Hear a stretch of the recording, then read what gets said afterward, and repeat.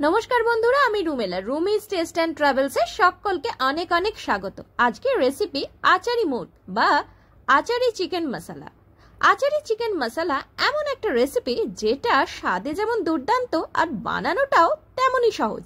আর রোজকার চিকেন থেকে একটু ভিন্ন স্বাদ যদি পেতে চান তাহলে অবশ্যই ট্রাই করে দেখতে পারেন আচারি মুড মশলার রেসিপি।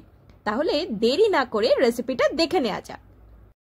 আচারি মুড বানানোর জন্য মৌরি, ধনে, গোটা জিরে, শুকনো লঙ্কা, মেথি আর জোয়ান সামান্য সর্ষের তেলে ভেজে নিতে হবে।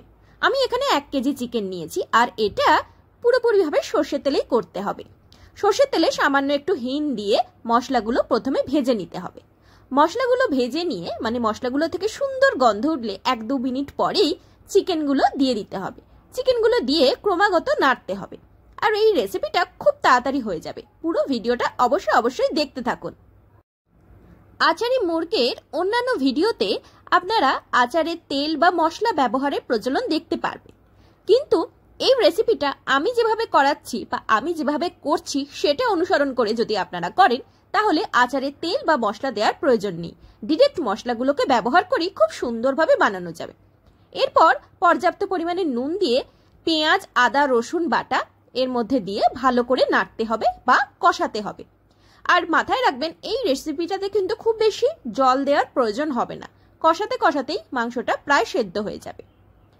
আদা, পেঁয়াজ, রসুনটা 4 থেকে 5 মিনিট বা 6 মিনিট ভালো করে কষানোর পরে টক দই রুম টেম্পারেচারে রেখে তারপর এই মশলার মধ্যে দিয়ে দিতে হবে। খেয়াল রাখবেন রুম টেম্পারেচারে রাখা টক দই।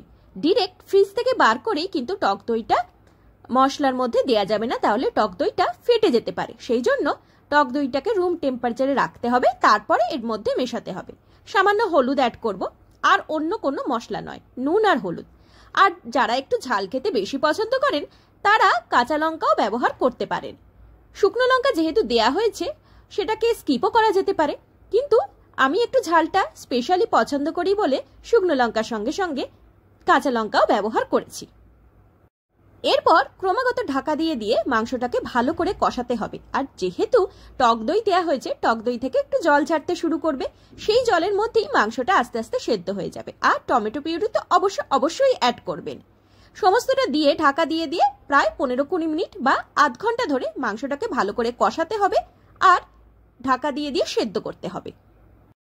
তাহলে দেখতেই পাচ্ছেন আচারি মুড মশলা বানানো কতটা সোজা। আর ঘরোয়া উপকরণগুলো একেবারেই আমাদের ঘরেই আছে এমনই। তবে মনে করবেন না যে রেসিপিটা পুরোপুরি হয়ে গেছে। এরপরেও মাংসটা সেদ্ধ হওয়ার পরে কিন্তু আসল ট্রিক্স লুকিয়ে আছে আচারি মুগ মশলায়।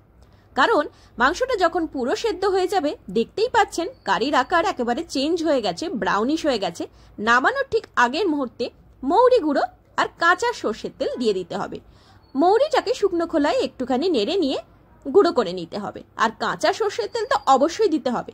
প্রশ্ন উঠতে পারে কেন কাঁচা সর্ষের তেল?